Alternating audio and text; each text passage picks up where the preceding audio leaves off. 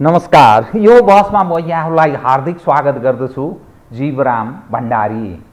आज यहाँहरू सामुन्ने उपस्थित हुनुहुन्छ चक्रपाणी खनाल अर्थात् बलदेव भनेर पनि उहाँलाई कतिपय पार्टीका कार्यकर्ता कतिपय मानिसले चिन्ने गर्छन्, बुझ्ने गर्छन्। उहाँ प्रतिनिधि सभा सदस्य हुनुहुन्छ कपिलवस्तुबाट। आज म उहाँसँग समसामयिक विषय उठान गर्ने प्रयास गर्नेछु।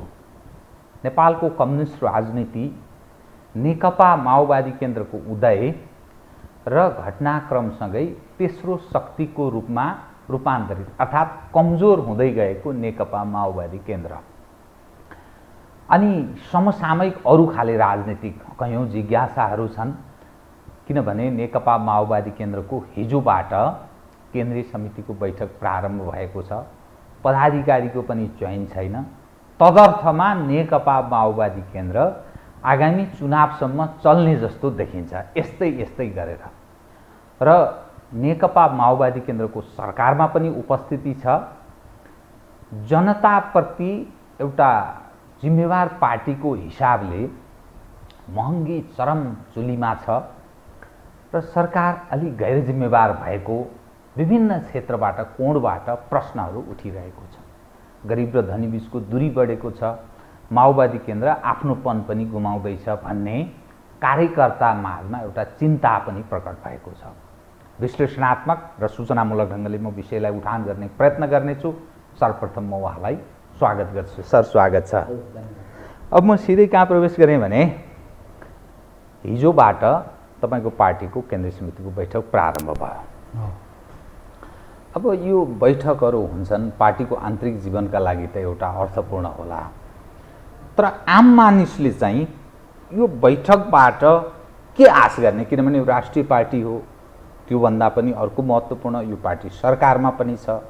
जनता दुखी छन्। तपाईँहरू जनताको कुरा गर्नुहुन्थ्यो, देशभक्तिको कुरा गर्नुहुन्थ्यो। निरन्तर लामो समयदेखि खास गरी कम्युनिस्ट हौँ भन्नेहरूप्रतिको आकर्षण र अझ त्यसमा माओवादीप्रतिको आकर्षण त गरिब दिन दुखीको बढी आकर्षण बढी थियो। घटनाक्रमले एमाले र काङ्ग्रेसभन्दा माओवादीलाई पृथक देखाइरहेको छैन। राजनीतिक घटनाक्रममा पनि अरू सवालमा पनि। त यो बैठकबाट के आश गर्ने नेपाली जनले बताउनुहोस् त। ठिक हो, तपाईँको प्रश्न पनि ठिक छ। अब अहिलेको स्थिति पनि झन्नै तपाईँले भने जस्तै पनि देखिन्छ बाहिरबाट हेर्दा। तर अब बैठकबाटै भन्ने कुरा त के हो भने राजनीतिक पार्टीहरू र तिनले लिएको विचार, नेतृत्व, त्यसपछि देशप्रति, जनताप्रति अब उनका घोषणापत्रहरू, नीति कार्यक्रमहरू मार्फत हामी जनतालाई गर्छौँ भन्ने कुराहरू सबैका छँदैछन्। माओवादी पार्टीको पनि आफ्नो नीति छ, कार्यक्रम छ, योजना छ, पार्टी छ, सङ्गठन छ, त्यो छ। तर अहिले तत्काल जनताले के अपेक्षा गर्ने भन्ने कुराहरू जुन गर्नुभएको छ, मलाई लाग्छ माओवादी पार्टी आजको बैठकबाट के अपेक्षा गर्ने भन्ने मात्रै कुरा होइन। यसको पृष्ठभूमि सबै कुराहरू हेर्नुभयो भने राष्ट्र र जनताको पक्षमा मलाई लाग्छ लगातार उभिएकै पार्टी हो। ती एजेन्डाहरू अगाडि सारेकै हो र त्यसैलाई लिएर अहिले अगाडि बढिरहेको छ। यसमा त विमतिको कुरो भएन।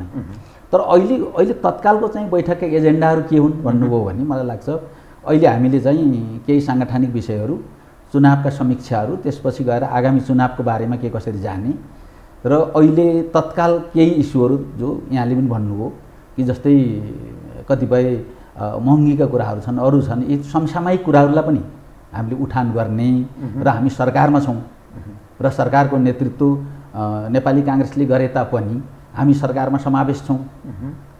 यो सरकारमा समावेश हुँदा हाम्रा दायित्वहरू के हुन् त्यो कुराहरूलाई पनि ध्यानमा राखेर अहिले तत्कालका विषय र त्यसपछि गएर हामीले लगातार उठाउँदै आएका विषयहरूलाई हामीले कार्यान्वयन कसरी गर्छौँ, यिनै विषयमा अहिले हामीले पार्टीको केन्द्रीय समितिको एजेन्डा यस्तै रहन्छन्। अहिले यी लगायतका विषयहरू हाम्रो आन्तरिक जीवन, पार्टीको चाहिँ आन्तरिक जीवनमा कसरी लैजाने, साङ्गठनिक संरचनाहरूलाई के गर्ने र अर्को कुरा चाहिँ नि मुलुकसँग पार्टी त जनता र देशसँग जोडिएको छ। ती कुराहरूलाई पनि फेरि दीर्घकालीन हिसाबले, तत्कालीन हिसाबले हामी कसरी जान्छौँ यिनी बारेका चर्चा अथवा चाहिँ बहस हुने हुन् पार्टीमा। म बुदागत प्रश्न उठान गरेँ है त। ठिक छ। तपाईँको पार्टीमा पदाधिकारीको लामो समयदेखि चयन भएको छैन। हो, खालि प्रचण्डजी हुनुहुन्छ, अरू कोही छैन। अध्यक्ष उहाँ हुनुहुन्छ, अरू सबै तपाईँहरू केन्द्रीय सदस्य हुनुहुन्छ। स्थायी समिति छैन, पोलिट ब्युरो छैन, सङ्गठनात्मक संरचना ल्याङफ्याङको स्थिति बताइन्छ। त तदर्थमा लामो समयदेखि माओवादी चलेको छ। यो क्रम चाहिँ संसद र प्रदेशको चुनाव सम्पन्न नभएसम्म यस्तै चलिरहन्छ भन्छ नि त। हो, यस्तै चल्दैन, तदर्थमा चलाउन खोज्ने त्यो होइन, तदर्थमा चलाउन खोजे पनि होइन। तर हाम्रो चाहिँ अलिकति चाहिँ माओवादी पार्टीको खास गरेर माओवादी पार्टीको सङ्गठन सम्बन्धी अवधारणा जो पुरानो अथवा चाहिँ पुरानो भनौँ अथवा मार्क्सवादी अवधारणा भनेर बढी भनिन्छ र हाम्रो पृष्ठभूमि अथवा चाहिँ विगतमा गएर तपाईँले हेर्नुभयो भने हामीले लेनिनवादी सङ्गठनात्मक सिद्धान्त भन्नेलाई बढी चाहिँ तपाईँको अब त्यसैलाई नै आधार बनाएर हामी आयौँ। त्यसो गर्दा नेपालको सन्दर्भमा अलिक फरक परिवेश, फरक सन्दर्भमा सङ्गठनका ढाँचाकाँचाहरू अरू बनाएर जाने त हामी गऱ्यौँ। तर पनि फेरि अहिले बदलिएको परिस्थितिमा माओवादीको सङ्गठन कस्तो हुनु पर्थ्यो, त्यसको संरचना के हुनु पर्थ्यो र त्यसले चाहिँ नि जुन विचार छ त्यसको नेतृत्व सङ्गठनबाट अभिव्यक्त हुँदा कसरी गर्नु पर्थ्यो भन्नेमा सायद काहीँ मिलेको छैन। मैले एकदम यहाँलाई एकदम त्यो चाहिँ काहीँ त्यो मिलेको देखिँदैन। किन भन्नुहुन्छ भनेदेखि हामी शान्ति प्रक्रिया हुँदै युद्धबाट शान्तिमा, त्यसबाट पनि फेरि तपाईँको चाहिँ संविधान निर्माण गरेर त्यो संविधान र निर्वाचन आयोगमा दर्ता भएको र राष्ट्रिय पार्टी र त्यसको सङ्गठनको ढाँचाका चाहिँ के हुने, त्यसका केही अन्तर्विरोधहरू जो विगतदेखि रहेका अन्तर्विरोधहरू पुरै हामी हल गर्न सकेका छैनौँ। त्यसो गर्दा पार्टी कस्तो छ भन्नुहुन्छ भने पुरानो सबै छोड्न नसकेको, त्यसलाई चाहिँ छोड्न पनि नसकेको, नयाँ बनाउन पनि नसकेको, त्यस्तो जस्तो स्थितिमा कहिलेकाहीँ केही डिसिजनहरू समय सापेक्ष हुँदैनन्। त्यस्तोमा चाहिँ हाम्रो सङ्गठनको चाहिँ निर्णयहरू अलि समय सापेक्ष भइरहेका छैनन्। त्यो चाहिँ सत्य हो। किन भन्नुहुन्छ भने हामीले महाधिवेशनबाटै निर्वाचन गरेर सबै कुरा टुङ्ग्याइदिन पनि सक्थ्यौँ। तर हामीले अब त्यहाँ धेरै जालमा तृष्णा भयो, चाहना, त्यो अरू केही होइन, हाम्रो आन्तरिक कुरा हो। त्यो हाम्रो आन्तरिक चाहिँ नि स्ट्रगलको कुरा हो। त्यो मलाई लाग्ने चाहे सानो होस्, सुसुप्त होस्, चाहे त्यो ठुलो होस्, यो सबै चाहिँ आन्तरिक स्ट्रगलमा कहाँनिर चाहिँ ब्यालेन्स छ भनेर नेतृत्वले यसो यसलाई ब्यालेन्स गरेर पनि लानुपर्ने, त्यसपछि चाहिँ कहीँ न कहीँ यसलाई निकास पनि दिनुपर्ने। यस्तो स्थितिमा नेतृत्व पनि र त्यसको फेरि आसपास रहेको टिम पनि र त्यस्तै तपाईँको चाहिँ तलसम्मको एउटा पङ्क्ति पनि हुने गर्छ क्या। किन तलको पङ्क्ति चाहिँ अलिक फरक भएको भए के गर्थ्यो, त्यसलाई कुनै न कुनै ढङ्गले प्रभाव पार्थ्यो माथिलाई, अथवा चाहिँ तपाईँले माथिले चाहिँ हस्तक्षेप गरेर तलको क्याडरसम्म चाहिँ हस्तक्षेप गरेर होइन अब यसरी जाने हो भनेको भए अर्को हुन्थ्यो होला। सायद हामीले चाहिँ के गर्यो, अलिअलि सबैले चाहिँ ल ठिकै छ भन्दै आएको स्थिति हो। अब यसमा चाहिँ यसलाई चिरेर जानुपर्छ अहिले भनेर हामीले अब महाधिवेशन भएको पनि हाम्रो करिब अब 6-7 महिना भइसक्यो। अब यो बिचमा दुई पटक हामीले कोसिस त गऱ्यौँ। अहिले हामीले दुईवटा कुरा सम्पन्न गर्छौँ। केन्द्रीय समितिबाट एउटा केन्द्रीय समिति टुङ्ग्याउँछौँ। हाम्रो विधान अनुसारको फुल केन्द्रीय समिति यति र वैकल्पिक केन्द्रीय सदस्यहरू यति, त्यो टुङ्गो लाग्छ। त्यो टुङ्गो लगाइसक्यो, एक प्रकारले त्यो लगाइसक्यो। हिजो हामीले त्यसलाई शपथ ग्रहण गरेर बैठकमा इन्ट्री भयो सबैको। कतिजनाको केन्द्रीय समिति? अब हाम्रो करिब हाम्रो वैकल्पिक सहित गर्दा 400 को आसपास पुग्छ। 400 को आसपास पुग्छ। अब त्यो चाहिँ महाधिवेशनले पारित गरेको विधान र विधानसम्म ढङ्गले चाहिँ केन्द्रीय समिति टुङ्ग्यायौँ। अब यसले चाहिँ के गर्छ भन्नुहुन्छ भने पोलिट ब्युरो बनाउँछ, थाई समिति बनाउँछ। यही सेन्ट्रल कमिटीको हामीले टुङ्गो लाउने भनेका छौँ, हामीले भनेका छौँ। लाउँछ कि लाउँदैन मैले ग्यारेन्टी। अन्तिममा टुङ्गो लाएन भने चाहिँ के माओवादी केन्द्रमा ठुलै अप्ठ्यारो स्थिति रहेछ भनेर बुझ्ने होइन? त्यस्तो पनि होइन। मैले अघि नै भने धेरै ठुलो अप्ठ्यारो स्थिति पनि होइन। किन होइन भन्नुहुन्छ भने जो बाबुरामजीहरू विराटनगरमा हाम्रो एउटा सम्मेलन भएको थियो, त्यो सम्मेलनबाट बहिष्कार गरेर उहाँहरू आउनुभयो र त्यही सिलसिलाबाट उहाँहरू टुक्रिनुभयो पनि एक प्रकारले। तर हामीले पहिले एउटा अभ्यास गरिसकेका छौँ।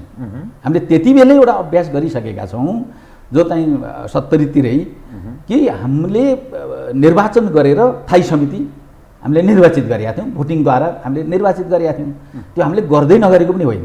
सङ्गठनका मामलामा हामीले विविध प्रक्रिया पनि अपनाउँदै आएका छौँ। तर अहिलेको सन्दर्भमा चाहिँ सायद त्यति वस्तुवादी भइराखेको छैन भन्ने महसुस हामीले सबैलाई भएको छ। त्यसलाई टुङ्ग्याउँछौँ हामीले, अहिले चाहिँ धेरै कुराहरू टुङ्ग्याउँछौँ।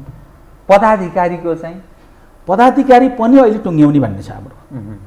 पदाधिकारी पनि टुङ्ग्याउने पनि भन्नुभयो, यसको अर्थ त्यहाँ होइन, त्यसमा अलिकति कहीँ केही छ बाँकी, त्यो कसकासलाई चाहिँ अहिले मेटाउन सकियो अब यो 1-2 दिनको बैठकमा भने पदाधिकारी पनि टुङ्गाएर जाने भन्ने नै हो। यसमा अलिक खिपेर म प्रश्न गरौँ, तपाईँ, शक्ति बस्नेत, वर्षमान पुन, जनार्दन शर्मा अहिलेको अर्थमन्त्री हुनुहुन्छ नि, यी सबै महासचिव चाहनुहुन्छ अनि अरूको त्यस्तै खालको तृष्णा छ।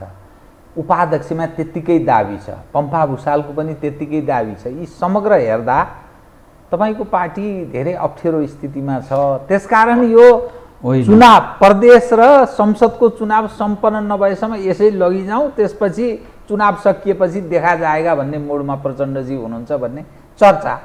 होइन, हामी चाहिँ युद्धकालमा सङ्गठनको संरचना फरक खालको थियो। शान्ति प्रक्रियामा आइसकेपछि हामीले क्रमशः यसलाई अलिकति फरक ढाँचामा हामी ल्याउँदै गयौँ। किन भन्नुहुन्छ भने त्यो जरुरी नै थियो। अहिलेको चाहिँ राजनीति, अहिले त्यो राजनीति अनुसारको चाहिँ नि त्यो विचार अनुसारको सङ्गठन, त्यसको ढाँचाकाचा हामीले मिलाउनै पर्थ्यो। त्यो मिलाउँदै गइ पनि राखेका छौँ। तर केही त्यस्ता अवशेषहरू जो हामीले चाहिँ त्यो अहिले नै त्यसलाई छोडिहाल्दा राम्रो पनि गर्दैन सङ्गठनलाई। किन क्याडर बेस सङ्गठन भन्छौँ हामीले चाहिँ नि जनतामा आधारित तर क्याडरहरूको चाहिँ अथवा कार्यकर्ताहरूको नेतृत्व बढी भएको, कार्यकर्ताहरूले परिचालन गर्ने जो सङ्गठनको ढाँचा चाहिँ तलैबाट सेल कमिटी हुँदै माथिसम्म आउने जुन प्रक्रिया छ हाम्रो, यो प्रक्रियामा अलिअलि अहिले आउँदाखेरि कता कता तपाईँको चाहिँ नि केही ह्रास जस्तो केही उता देखिया छ। तर त्यो समय सापेक्ष छ भन्छु म त, अझै त्यो पनि छ। तर यही बिचमा हाम्रा केही अन्तर्विरोधहरू अलिअलि छन्, नभएका होइन, तीन नभएका होइन, त्यो अन्तर्विरोधहरू छन्। ती अन्तर्विरोधले हामीलाई पार्टीमा बस्नै नसक्ने अथवा चाहिँ नि ती तिक्ततापूर्ण पनि छैनन्, ती मैत्रीपूर्ण नै छन् अहिले पनि ती अन्तर्विरोधहरू। तर पनि फेरि यसलाई टुङ्गो लाउने कि त अलि बढी तिक्ततामा गएको भए चुनाव गरासँग गरिदिहाल भन्ने पनि हुन्थ्यो, ठिकै हुन्थ्यो, त्यो राम्रै पनि हुन्थ्यो। त्यो गर्दा पनि सोलो ढोलो पार्टीलाई फेरि त्यसले अलिकति भोलिका दिनमा चाहिँ विभाजनतर्फ अरू त्यहाँ बिचमा चाहिँ तिक्तता आउने भन्दा बरु अझै सम्हालेर लान सकिन्छ भने सहमतिमा लैजाउँ भन्ने पनि हो फेरि हाम्रो, त्यो पनि छ। गर्दा यस्तै बिचमा हामी अलिअलि अड्किएको, अलिअलि सचेततापूर्वक फेरि त्यता लान खोजेको जस्तो स्थिति हो अहिले। नारायण काजी श्रेष्ठ, गिरिराजमणि पोखरेल लगायतको चाहिँ के भूमिका अलिक गौण हुँदै गएको, त्यो पहिलेको तत्कालीन माओवादीसँग एकता केन्द्रले जुन एकता गर्यो त्यसको चाहिँ भूमिकालाई खुम्च्याउन थालेको अर्थात् कमजोर बनाइयो, त्यो अर्थविहीन भयो भन्ने अर्थमा बुझ्न खोज्या हो? होइन, पार्टीमा त एकता भइसकेपछि कुनै न कुनै पक्ष विचार आफ्ना विचारहरूले कायम राख्छ, बहस गरिरहन्छ, भनाइहरू राखिरहन्छ। तर सङ्गठन अलग गर्ने भन्ने कुरा, अलग अलग टिम चलाउने कुरा कम्युनिस्ट पार्टीभित्र त्यो मान्य हुँदैन।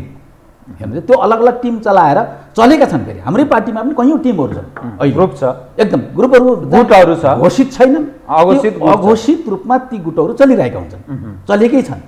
तर त्यसलाई चाहिँ नि एउटा चाहिँ नीतिगत मान्यता दिइएको छैन। नीतिगत मान्यता नदिँदा चाहिँ तपाईँको हामी अलग हौँ भनेर कसैले पनि, चाहे त्यो नारायण काजीको सन्दर्भमा होस्, चाहे त्यो बलदेवको सन्दर्भमा होस्, चाहे त्यो अरू कसैको सन्दर्भमा होस्, चाहे कमरेड प्रचण्डकै सन्दर्भमा होस्, त्यो हुँदैन। पार्टीभित्र त के हुनु, एउटा लाइन हुनु पऱ्यो, लिडरसिप सङ्गठनद्वारा लिडरसिप चयन हुनु पऱ्यो, कार्यान्वयनको बारेमा विचारमा विविधता हुनु पऱ्यो। हामी सबै प्रकारका विचारमा हामी छलफल गर्छौँ। तर कमसेकम पार्टीभित्र जाँदा त मानौँ तपाईँको चाहिँ चुनावमा गयो, एउटा इलेक्सनमा जाँदा चाहिँ जुन पार्टीको सदस्य छ त्यसले आफ्नो पार्टीमा भोट त हाल्नु पऱ्यो नि, परेन भने त कारवाही हुन्छ नि। कमसेकम केही नम्सहरू, जो सङ्गठनका केही नम्स छन्, ती नम्सहरू त मानेर जानु पऱ्यो। त्यस अर्थमा चाहिँ अब केही कुराहरू उठ्न सक्छन्, अन्यथा फेरि विचारको हकमा अरू बहसको कुरा, आगामी दिनमा हामी कसरी जान्छौँ, हाम्रा योजनाहरू एजेन्डाहरू के हुन्, यो बारेमा त कतै पनि हाम्रो विवाद छैन, छलफल गरिराखेकै छौँ, उहाँहरूले पनि कुरा राख्नु भएको छ, त्यो अलग छैन। तर साङ्गठनिक कुरा के हो भन्नुहुन्छ भने त्यो त फेरि एक भएर जानुपर्छ। अब तपाईँको पार्टीको विषयलाई मैले यहीँ थाती राखेँ, अब अरू विषयमा जान्छु, प्रवेश गर्छु। सरकार यो संयुक्त खालको 5 दलीय गठबन्धनको सरकार छ। चुनावी तालमेल गर्नुभयो कोसँग? काङ्ग्रेससँग। ओलीजीहरूको बारम्बार भनाइ के रह्यो भने काङ्ग्रेसलाई शिरमा राखेर हिँड्ने पनि कम्युनिस्ट हुन्छन् भन्ने ओलीजी प्रश्न उठाइरहनु भएको छ। स्थानीय तहको निर्वाचनले तपाईँहरूलाई यसो हेर्दाखेरि अहिले पनि नेकपा माओवादी केन्द्र कमजोर छैन भन्ने पुष्टि गर्छ, अर्थात् तेस्रो शक्तिको रूपमा, बलियै शक्तिको रूपमा तपाईँहरू देखिनुहुन्छ।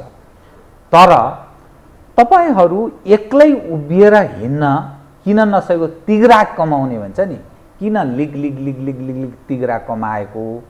यसरी यो छिन्न भिन्न कम्युनिस्टहरू भइरहँदा यो देशमा लाभ कसले लिएको छ भन्ने कम्युनिस्ट सोचबाट के धारणा राख्नुहुन्छ तपाईँ?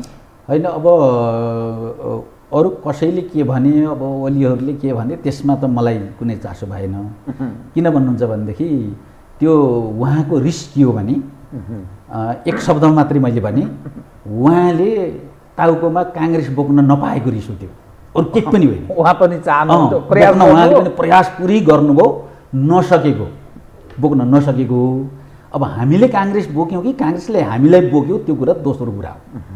खैर त्यो राजनीतिमा त्यति धेरै हिसाब किताब हुँदैन, तर विचारमा हुन्छ।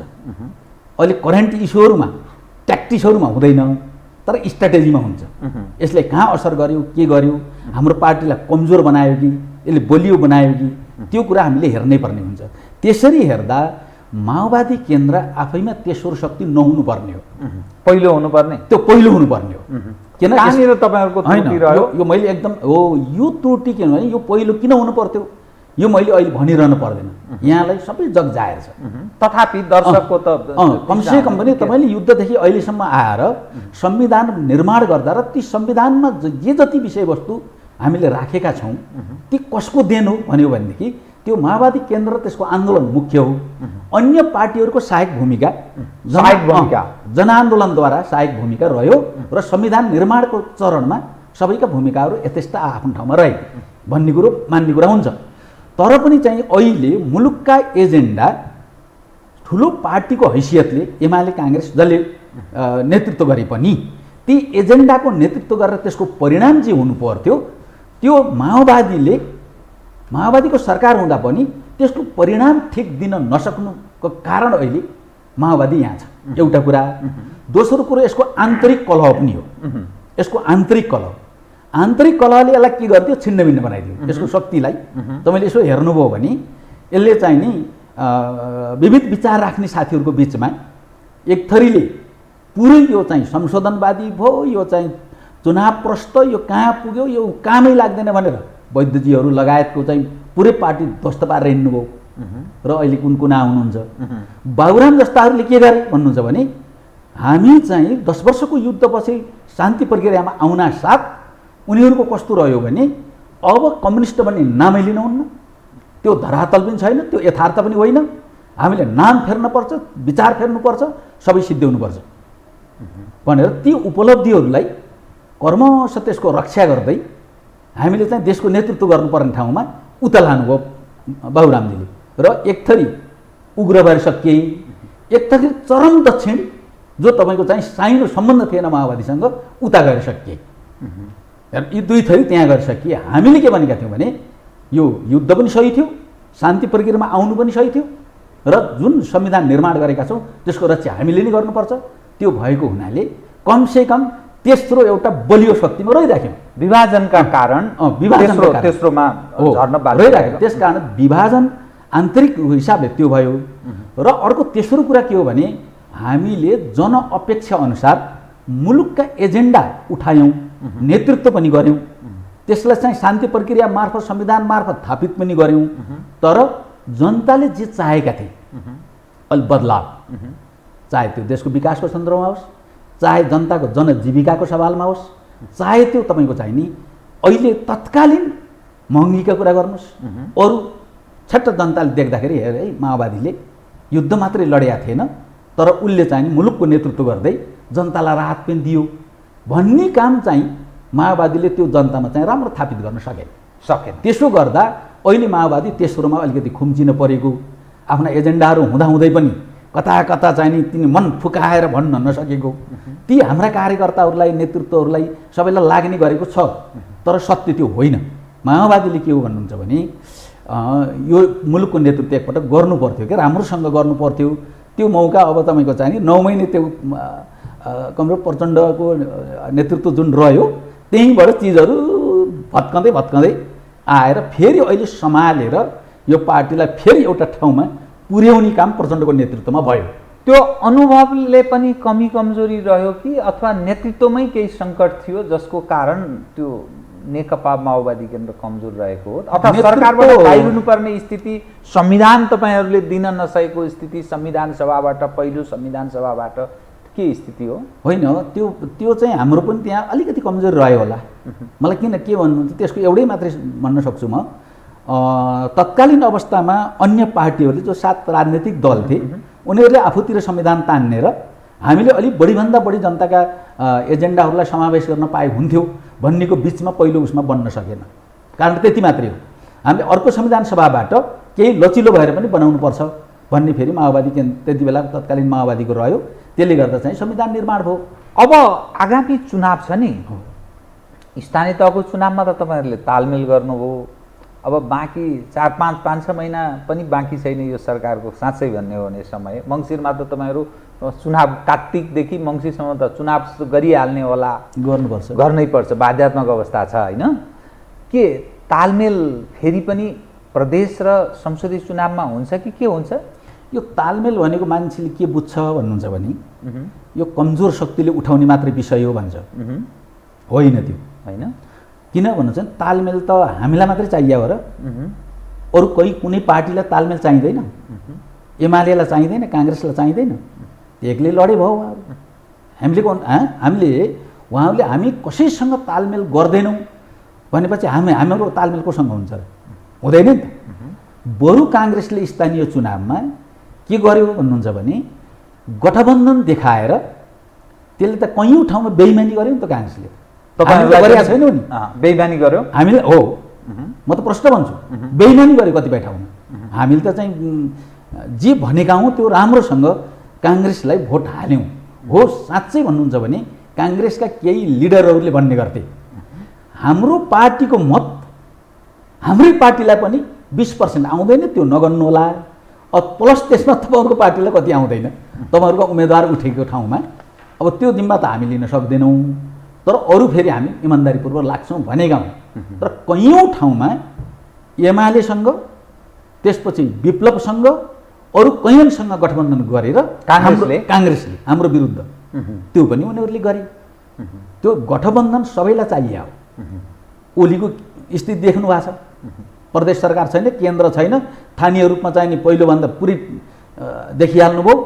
काङ्ग्रेसले सबै एकलौटी जस्तो गर्यो। अब उहाँलाई तालमेल चाहिएको छैन, दिनदिनै उहाँको साथीहरूले भन्नुभएको छैन ल है कसरी यो तालमेल गर्नु। तपाईँहरूसँग सम्पर्कमा हुनुहुन्छ, संवाद चलिरहेछ? किन नचल्नु, चलिरहेछ, नचल्ने कुरै भएन। त्यसकारण यो माओवादीलाई यो कतै न कतै लागेर मात्रै हुन्छ, नलागिदिए भयो नि त उहाँहरू ड्याङ्ग घोषणा गर्नु पर्यो नि, राष्ट्रिय रूपमा हामी एक्लै लड्छौँ भन्नु जो कोहीले गरून् न। त्यसपछि माओवादी के गर्छ कि माओवादी एजेन्डा विहीन हो, माओवादी विचार विहीन हो, माओवादी सङ्गठन विहीन हो, माओवादी लड्न सक्दैन चुनाव, लड्छ आफ्नो तरिकाले लड्छ, त्यसपछि त्यो छुट्टै कुरा हो। तर अहिलेको चाहिँ कुरा के हो भन्नुहुन्छ भने यो गठबन्धनलाई कायम राख्ने, हामीले चुनावसँग अर्को चुनावसँग यो गठबन्धनलाई कायम राख्ने, त्यसपछि स्थानीय चुनावमा भएका कमी कमजोरीहरू सच्याउनु पर्ने, त्यसपछि त्यो गठबन्धनबाट प्राप्त तपाईँको चाहिँ जुन जनताले जुन जनादेश आउँछ त्यो जनादेश मार्फत फेरि मुलुकको नेतृत्व गर्ने। तर त्यो नेतृत्व गर्दा जनतामा बदलाव कमसे कम पनि चाहिँ नि ल है यो सरकारले गर्यो भन्ने पार्न सक्नु भएन भने यो चाहिँ के हो भन्नुहुन्छ भने यो चाहिँ लोकतन्त्रको प्रजातन्त्रको नाममा यिनै विकृतिहरू दोहोरिरहने, मुलुकको नेतृत्व गर्न कसैले नसक्ने, ती चाहिँ दोहोरिरहने मात्रै हुन्छ। अरू के हुन्छ र यसको परिणाम? यो अलिक खिपेर मैले प्रश्न गरेँ, तपाईँहरूको एमालेसँग चुनावी तालमेल र बृहत कम्युनिस्टहरू बीच तालमेलको कुनै सम्भावना छ कि छैन आगामी चुनावमा? अहिले भर्खरै त्यो स्थिति बनिया छैन, तर त्यो स्थिति बन्न बेर त लाग्दैन। त्यहाँनिर दुईवटा कुरा हुन्छ हेर्नुहोस्, एउटा अब कम्युनिस्टहरू बिचको तालमेल भन्दाखेरि अलि सहज त हुँदो रहेछ। हेर्नुहोस् है, कम्युनिस्टहरू बिचको तालमेल भन्ने बित्तिकै धेरै कुराहरू मिल्छ, त्यो हो। तर काङ्ग्रेससँगको कुरामा अलिकति फरक चाहिँ हो, तर पनि अहिले त्यो सम्भावना मैले देखेको छैन। त्यो प्रयास चाहिँ जारी छ र हुनुपर्छ। र हिजो हामीलाई अलिकति अप्ठ्यारो के छ भन्नुहुन्छ भने, हामीले 74 को चुनावमा गठबन्धन गर्दा दुईवटा नारा दिएका थियौँ हामी, जबरजस्त दुईवटा नारा। एउटा ठुलो कम्युनिस्ट पार्टी, जनताको चाहना अनुसारको कम्युनिस्ट पार्टी र त्यसको नेतृत्वमा स्थिर सरकार, यो नारा दियौँ हामीले। अर्को चाहिँ के दियौँ भन्नुहुन्छ भनेदेखि, सुकुम्बासी, गरिब किसान, दलित, यी सबैका अधिकार जो संविधानमा सुनिश्चित गरेका छौँ त्यो हामी कार्यान्वयनमा ल्याएका छौँ र सबैले देख्ने गरी मुलुक एकचोटि बनाउँछौँ भने यो नारा त गलत थिएन, राम्रो नारा थियो नि। आकर्षित पनि मानिस भए, आकर्षित पनि भए, झन्डै 2/3 बहुमत पनि तपाईँहरूलाई प्राप्त भयो। तर अब स्थिरता पनि त्यही नारा भएन, त्यो नारालाई कार्यान्वयनमा पनि लैजान सक्नु अब त्यो कसले गर्यो? अब यो भित्र के छ भन्नुहुन्छ भने, अब ठुला दल नमिली त कम्युनिस्ट तपाईँले चाहिँ मुभमेन्टलाई एक ठाउँ भन्ने कुरा त हुँदैन, कम्युनिस्ट धारलाई एक ठाउँ ल्याउँ भन्ने त हुँदैन। त्यो भनेको चाहिँ नि एमाले, माओवादी लगायत अरू पनि सबै मिल्नु पर्यो। अब यो मिल्दाखेरि नारा के तय गर्ने त? विगतमा त फुट्यौँ, खतम पार्यौँ, अब चाहिँ गर्दै गर्दैनौँ भन्ने कुनै सूत्र छ कि होइन? यो चाहिँ अलिकति मलाई के लाग्छ भने, यो चाहिँ राम्रोसँग गहिरो गरी हेर्नुपर्ने हुन्छ। नभए तपाईँको यी प्रश्न नै उठाउनु परेन, हामी चुनावको लागि हो, चुनावमा बहुमत ल्याउने हो, सरकारमा जे गरौँला, अहिले चाहिँ यो नारा दिइहालौँ भन्ने एउटा हुन सक्ने भयो। नभए चाहिँ विगतमा त्यसको समीक्षा हुन जरुरी छ। हामीले जुन दिएका थियौँ त्यो नाराको समीक्षा हुन जरुरी छ। त्यसकारण चाहिँ अहिलेको बहस यहाँनिर पनि चलिराखेको हो कम्युनिस्ट घटकहरू बिचमा। यो संविधान अनुसार यही परिस्थिति, यही परिवेश, यही प्रणालीभित्र रहेर कुनै पनि एउटा पार्टीको स्पष्ट बहुमत आउने सम्भावना छैन र परिणामत राजनीतिक स्थिरता र राम्रो काम वा गलत जनताप्रति, राष्ट्रप्रति हुने त्यो उत्तरदायी जिम्मेवारी वहन गर्ने सवालमा त्यसको ओनरसिप लिने पक्ष पनि यो भनेर आफूले दाबी गर्न नसक्ने निरन्तर यस्तै मिलिजुलीको जुन अवस्था सरकारको बनिरहन्छ नि, त्यसले यो सिस्टमलाई हान्छ जस्तो लाग्दैन? यसको अर्थ संविधानमै समस्या छ भन्ने तपाईँहरू ठान्नुहुन्न? संविधानमा समस्या छ भन्ने एक दुईवटा बुँदामा हामीले ठानेको, त्यो माओवादीको मात्रै कुरा रहिदियो विगतमा। त्यो हामीले के भनेको भन्नुहुन्छ भनेदेखि, प्रत्यक्ष तपाईँको निर्वाचित कार्यकारी राष्ट्रपतिमा जाउँ। यसले एउटा चाहिँ नि यसको जहाँ जहाँ अभ्यास भएको छ त्यो अभ्यासहरू पनि राम्रै देखिन्छन्। एउटा मुलुकलाई स्थायित्व दिनलाई त्यो पो तरिका हो कि भन्ने एउटा भनेका हौँ हामीले। अर्को चाहिँ यो चुनावी जुन अहिलेको इलेक्सनको तरिका छ नि, हामीले जे नियम कानुन बनाएका छौँ चुनावको सन्दर्भमा, यो पनि यति तपाईँको चाहिँ नि तल गएर हेर्नुभयो भने यति वितीक्ष्णता छ जसले दलहरूले त्यो चुनाव जित्नैका लागि जे गर्नुपर्छ नि। हेर्नुहोस्, एउटा सांसदले, एउटा मन्त्रीले नेपालको भूगोल, ठाउँ ठाउँमा छरिएका घर र ती घरमा एउटा घरमा बाटो पुर्याउनुपर्छ जो पुरै डोजर लगेर ध्वंस पारेर खनेर त्यो एउटा घरलाई बाटो दिनुपर्छ, किनभने त्यो घरमा 4वटा भोट हुन्छ। कारण त्यही कारणले मात्रै त्यो जरुरी थिएन भने यस्ता विकासका योजना बनाउनु पर्ने।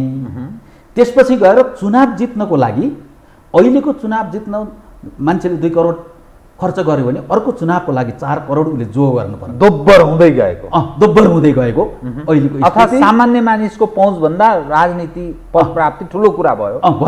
त्यसले चाहिँ फेरि जनतामा पनि के गयो, यसले यो सन्देश त्यो नेतृत्वबाट गयो, नेताबाट गएको। त्यो के हो भन्नुहुन्छ भने, चुनाव आयो भने बढीभन्दा बढी पैसा लिनुपर्छ। यो कसले दियो त भन्दा त्यो जनताको होइन चरित्र, जनताको चरित्र ठिक थियो, त्यो चाहिँ नेताबाट गयो। अरू गर्ने नेताबाटै प्रारम्भ, यो नेताबाट प्रारम्भ हो, किनभने यसले गर्ने केही रहन्छन्। आखिर जितेर गयो नि यिनीले जित्ने हुन्। यही चुनावको बेला कमसेकम यिनलाई अलिअलि ठिक त पार्नु पऱ्यो भन्ने जस्तो एउटा बन्छ नि जनतामा। यस्तो स्थितिमा तपाईँले भनेको कुरा एकदम सही कहाँनिर हो भन्नुहुन्छ भने नेतृत्व, त्यसको नीति कार्यक्रम। हामीले संविधानमा समाजवाद लेखेका छौँ। के गर्ने हो? समाजवादी देश बनाउन के गर्नुपर्छ समाजवादको लागि? त्यसको अर्थतन्त्र के हो? त्यसको चाहिँ उद्योग नीति के हो? त्यसको कृषि नीति के हो? त्यसको पर्यटन नीति के हो? एउटा मान्छेले यो नेपालमा एउटा तपाईँले चाहिँ फ्याक्ट्री खोल्छु, होटेल खोल्छु, अरू कारोबार गर्छु, कृषिमा काम गर्छु भनेर आयो भने हाम्रो ब्युरोक्रेसी र नेताहरूले त्यसलाई चाहिँ 3 वर्षसम्म घुमाएर कति दुहुन सकिन्छ, पिउनदेखि लिएर नेतासम्म, भनौँ सचिवसम्म, कार्यकर्ता एउटा क्याडरदेखि लिएर नेतासम्मले बार्गेनिङ गरेर त्योबाट कति चुस्न सकिन्छ चुसेर त्यसपछि अब जिन्दगीभरि यो नेपाल नफर्किने गराएर जुन पठाउँछ, यो स्थिति तपाईँले गर्नु भएन भने, यसलाई ठिक ठाउँमा ल्याउनु भएन भने के गर्छ अहिले? यसको अर्थ उद्योग, कल कारखाना, वैदेशिक पुँजी आर्जन अथवा विदेशीहरूको लगानी हुने सम्भावना सब स्वाहा यथास्थितिमा हुँदैन। हामीले ढुक्क बनाएका छैन। एकदम क्लियरली भन्नुपर्छ। हामी सरकारमा छौँ, हामीले हुन्छ नि ढुक्क एउटा नीति, त्यो नीति अनुसार सबैले काम गरोस्, आउने मान्छेलाई पनि सहज होस्। यो रहेछ है लगानी ल्याउँदा चाहिँ डुब्दो रहन्छ मेरो भन्यो भने न आउँछ, नत्र आउँछ। यो चाहिँ अहिलेको मलाई के लाग्छ, खैर यो दोस्रो पाटो हो। जे यी यावत कुराहरूले के गर्दछ भन्नुहुन्छ भने नेतृत्व असफल हेर्नुहोस् है। त्यसपछि क्रमशः अहिले तपाईँले ऋण देखिरहनु भएको छ, हाम्रो वैदेशिक ऋण, व्यापार घाटा हाम्रो, यी सबै तपाईँले हेर्नुहोस्। त्यसपछि राष्ट्रको चाहिँ जब हविगत देखिन्छ नि, त्यसपछि जनतामा वितृष्णता, अरूप्रति अलिकति मोह उसले गर्थ्यो कि भन्ने जुन छ, विकल्प खोज्ने स्थितिमा जनता जान सक्छ। त्यसकारण चाहिँ गर्नु के हो भन्नु चाहिँ अहिले जसरी जुन मर्मका साथ दलहरू मिलेर संविधान बनाएका थियौँ, राष्ट्रका केही साझा एजेन्डाहरूमा चाहिँ सहमति गर्ने, त्यसपछि त्यो गठबन्धन सरकार भए पनि एकल कुनै पार्टीको भए पनि ती एजेन्डाहरूमा राम्रोसँग नेतृत्व गरेर अगाडि बढाउन सक्दा जनतामा विश्वास पैदा गर्न सकिन्छ। होइन भनेदेखि तपाईँको चाहिँ अहिले जे चाहिँ तपाईँको जनताप्रति, भनौँ जनताको नेताप्रति, पार्टीहरूप्रति जुन विश्वास छ, जस्तो प्रकारको चाहिने अविश्वास भनौँ जे छ, यसलाई चाहिँ हामीले कुनै न कुनै ढङ्गले सेटल गर्न सकेनौँ भने स्थिति राम्रो देखिँदैन। त तपाईँले भने चाहिँ हामी अब असफल भइसक्यौँ, अझै सम्हाल्ने ठाउँ छ कि त्यो सम्हालिनै नसक्ने स्थितिमा? होइन, असफल भएको होइन। तपाईँले हेर्नुभयो भने हामी असफल भएका होइनौँ। अहिलेको तत्कालीन अहिलेको अर्थतन्त्र, अहिलेको अब आर्थिक स्थिति, यी सबै कुराहरूलाई हामीले हेऱ्यौँ भने त्यो अन्तर्राष्ट्रिय फेनामेना हुन् जस्तो लाग्छ मलाई। किन अन्तर्राष्ट्रिय परिघटनाले गर्दा हाम्रो यहाँ पनि असर पर्ने कुरा छुट्टै हो। तर हाम्रो आफ्नै चाहिने आन्तरिक स्थिति के हो भन्नुहुन्छ भने अलिकति अप्ठ्यारोतिर हो मैले देखेको। असफल भइहालेको होइन, हामी भएको छैन। हामीले नै बल गर्नुपर्छ यसमा। यही भएको नेतृत्वले बल गर्ने हो, यही नै पार्टीले बल गर्नुपर्छ र यिनै पार्टीले यो ओनरसिप लिनु पनि पर्छ। तर अहिले चित्र तपाईँले चाहिँ यथार्थ भन्नुभयो भने राम्रो चित्र छैन। तपाईँको पार्टी एउटा जिम्मेवार तेस्रो पार्टी, देशको तेस्रो ठुलो शक्ति, जुन तपाईँले अघि भन्नुभयो पहिलो हुनुपर्ने, हामी अब घटनाले तेस्रो भएका छौँ, यो नहुनुपर्ने थियो। तर विचारको हिसाबले तपाईँहरूले जुन बाटो गोरेटो तय गर्नुभयो त्यसैको पछि पछि काङ्ग्रेस एमाले लागे। एक हिसाबले यो तपाईँहरूको विचार प्रिभेल गरेको समाज छ। तर तपाईँहरूको अब अर्थमन्त्रीजी उप अहिले जुन तपाईँले सरकारमा पठाउनु भएको छ, जनार्दन शर्मा, मलाई यो व्यक्तिमाथि केन्द्रित रहेर मैले सोधेको प्रश्न होइन, धेरैले प्रश्न उठाए। अर्थतन्त्र लथालिङ्ग छ, आन्तरिक अवस्था उहाँले अर्थ मन्त्रालय राम्ररी सम्हाल्न सक्नु भएको छैन, ज्ञानको अभावको मानिस कुरा गर्दछन्। नेपाल राष्ट्रमैको गभर्नरसँग त्यो टसल त फेरि उहाँ फर्केर, जब गभर्नर फर्केर आउनुभयो, त्यसको बारेमा पनि उहाँले कुनै जिम्मेवारी वहन नगरेको स्थिति देखिन्छ। र बजेट निर्माणको क्रममा पनि गलत ढङ्गले कुनै स्वार्थ सिद्ध गर्ने हिसाबले कुनै शक्तिको प्रयोग हुनुभयो उहाँ भनेर प्रश्न उठाएका छन्। तपाईँहरूले त्यसबारेमा मन्त्रीलाई बोलाएर अथवा पार्टीले एउटा जिम्मेवारी बोधका साथ कुनै केही गरेको देखिँदैन। यसरी हेर्दाखेरि कसरी तपाईँहरू पार्टी र सरकारबीच समन्वय यो के भएको? यो अब व्यक्तिगत रूपमा उहाँको बारेमा मेरो भन्नु केही पनि छैन। जहाँसम्म अब पार्टीले बोलाएर यी उठेका विषयहरूमा कुराकानी सायद अध्यक्षले गरि नै रहनु भएको छ। अब संस्थागत ढङ्गले कुनै कमिटीमा त्यस्तो छलफल त भएको छैन, तर अध्यक्षले यी विषयमा कुराहरू गर्नुभएको छ, नगरेको होइन, भइरहेको छ। जहाँसम्म जनार्दनले के बिगारे त, पहिलो त हेर्नु पर्यो बजेट। यो सिलसिला जनार्दन अनधिकृत मानिसलाई प्रयोग गर्ने त्यहाँ मन्त्रालय डेमोरलाइज भयो, यो चाहिँ बेइज्जत भयो त्यो के हो ल, तथ्य सत्यहरू अगाडि आएछ हेरौँला, त्यो कुरा त मलाई थाहा छैन। अब त्यो हो भने त्यो नगर्नु पर्थ्यो भन्ने कुरा हुनसक्छ, तर एउटा चाहिँ कुनै विज्ञ टिमले अर्थमन्त्रीलाई सल्लाह सबैको दिइरहन्छन् र लिनुपर्छ भन्छु म। त्यो लिनै पर्छ, एक्लै कोही पनि पूर्ण हुँदैन, अपूर्ण हुँ हामी सबै, र सबैले चाहिँ पूर्ण हुनको लागि सबैका कुराहरू लिनु पर्यो, सुझावहरू लिनु पर्यो। त्यो कुरा ठिक थियो, तर त्यो चाहिँ गलत बाटोबाट भयो भन्ने कसैको छ भने कहाँ भएको त्यो हेर्ने कुरा भयो। जहाँसम्म अहिले यो सबै बिगारेको जनार्दन अर्थमन्त्री भएर हो भन्ने कुरा नितान्त गलत हो। हेर्नुहोस् किन भन्नुहुन्छ भनेदेखि यो त हाम्रो एउटा अर्थतन्त्र एउटा सिलसिला छ, यो त लामो परिघटनाबाट गुज्रिएको छ, यी सबैलाई जोडेर पनि हेर्नु पर्यो एउटा। तर फेरि आफ्नै कार्यकालमा ल राम्रो लिखतमा राम्रो कुरा त सबैभन्दा राम्रो त चाहिँ हामी बाबुराम अर्थमन्त्री हुँदा आएको होइन। बाबुराम अर्थमन्त्री हुँदा जुन जुन कुरा चाहिँ नि बजेटमा समावेश गरियो र हामीले एजेन्डाहरू जसरी चाहिँ मुलुकको लागि तय गरौँ, ती कुरा त जुनसुकै अर्थमन्त्री आए पनि कार्यान्वयन गर्ने खालका थिए नि। तर त्यसपछि त कति अर्थमन्त्री फेरिए, मुलुकको अर्थतन्त्र कहाँ गयो, व्यापार घाटा के रह्यो अहिले, तपाईँले आयात र निर्यातको भोल्युम हेर्नुभयो भने के छ, यी सबै हेर्दै जानुभयो भने त ती सिलसिला लामा छन्। हेर्नुहोस् त्यो लामो एउटा कालखण्डबाट गुज्रिएका छन्। त्यसकारण अहिलेका करेन्ट इस्युहरूमा गल्ती छ भने हेरौँ कहाँनिर हो, त्यसलाई हेर्न सकिने भयो, त्यसलाई सच्याउन पनि सकिने भयो। तर सबै कुरा अहिले यसैको टाउमा हालेर ठोक्नुपर्छ भनेर विरोधीले भन्यो भने त्यो मानिरहनु पर्दैन। जनताको कुरो मान्नुपर्छ, सुन्न पनि पर्छ।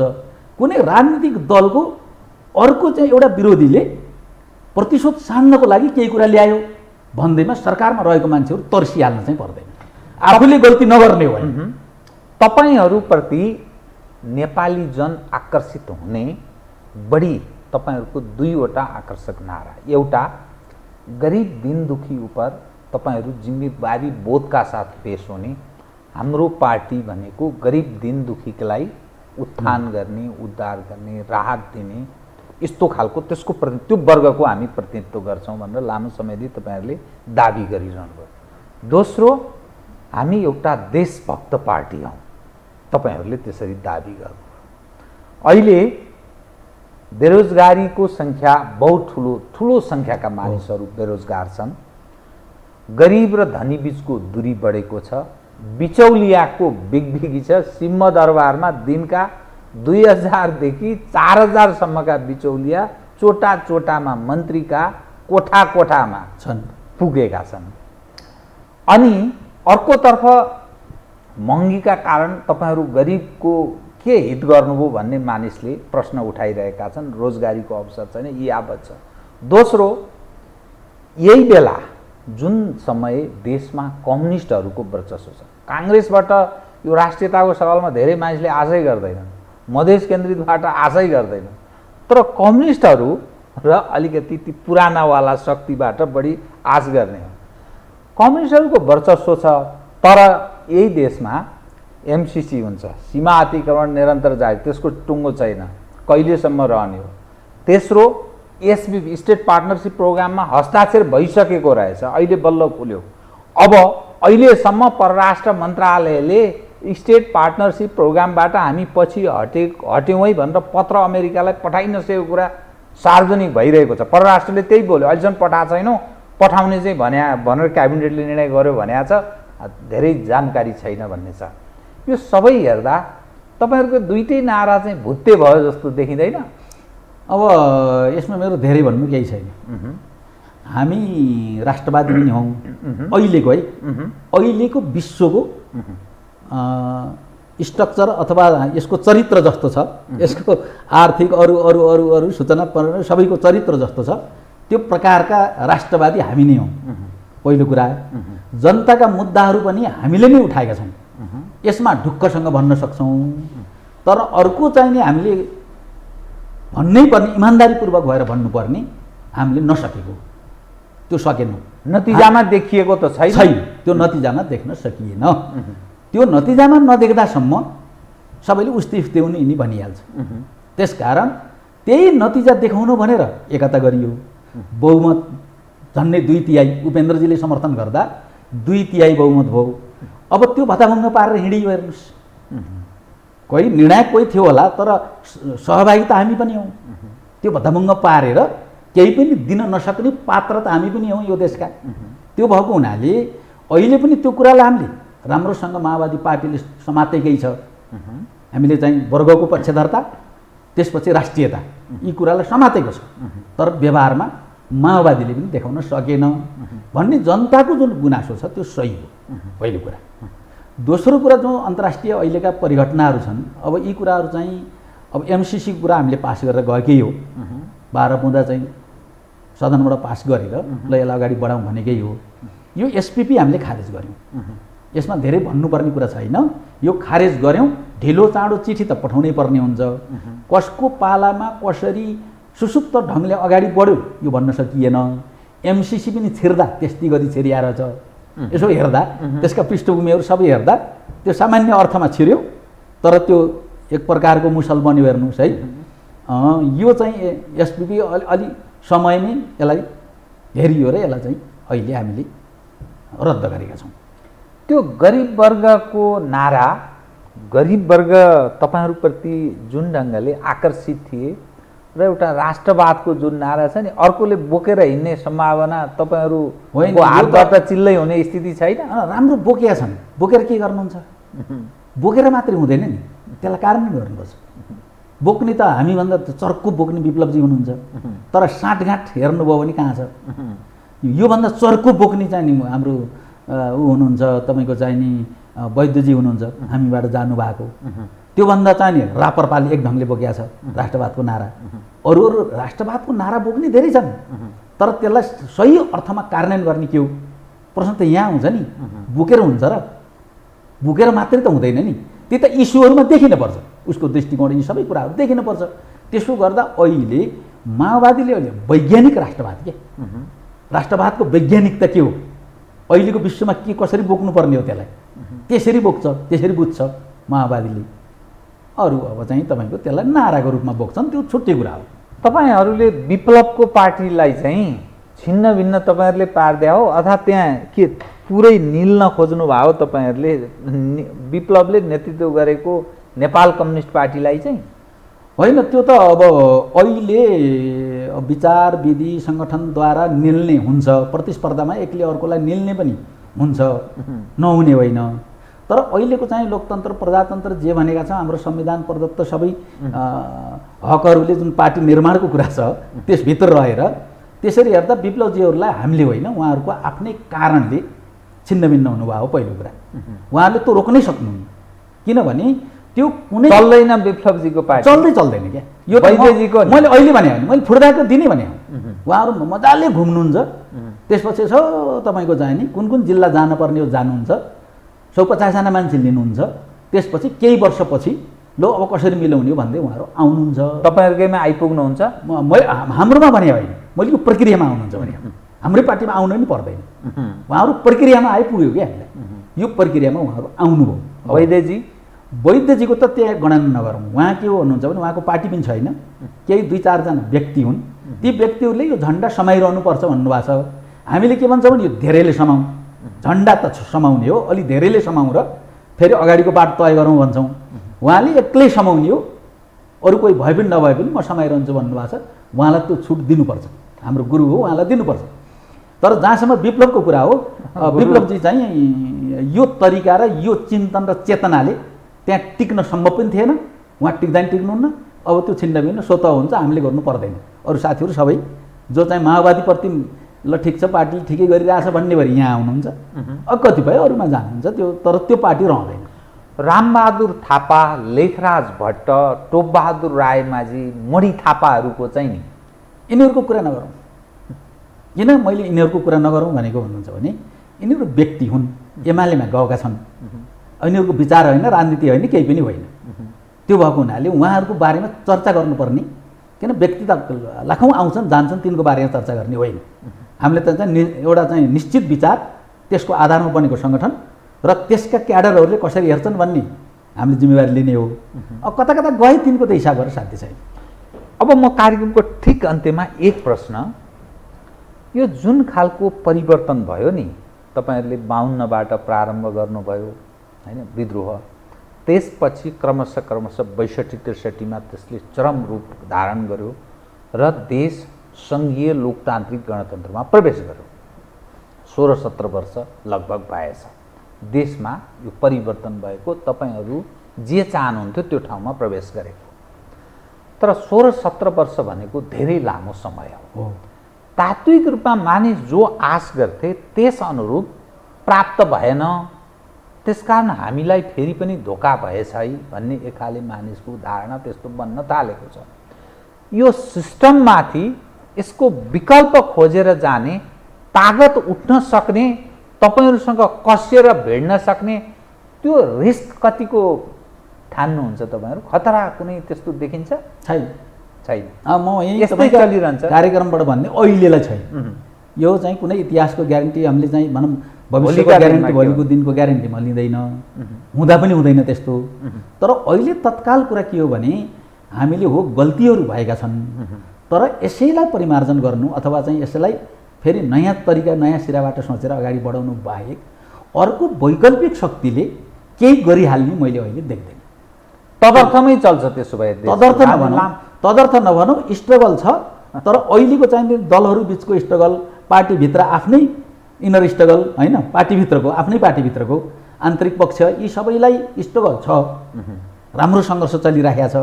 तर यसले चाहिँ सेटल गर्छ कि गर्दैन, यो सङ्घर्षले अहिलेको परिवेशलाई तपाईँको चाहिँ थायित्व दिन्छ कि दिँदैन भन्ने शङ्कामै छ। तर यो शङ्काको बिचबाट भुमरी उठ्छ भन्ने होइन, गलत कुरा हो त्यो। हस्, धन्यवाद छ यहाँलाई। आदरणीय दर्शकवृन्द, उहाँ हुनुहुन्थ्यो चक्रपाणी खनाल बलदेव, नेकपा माओवादी केन्द्रका नेता तथा प्रतिनिधि सभा सदस्य। समसामयिक विषयलाई केन्द्रमा राखेर गरेको कुराकानी। म सहित मेरो सम्पूर्ण युनिटलाई कार्यक्रमबाट बिदा दिनुहोस्, तर यो हो टेलिभिजन, हेर्दै रहनुहोला। नमस्कार।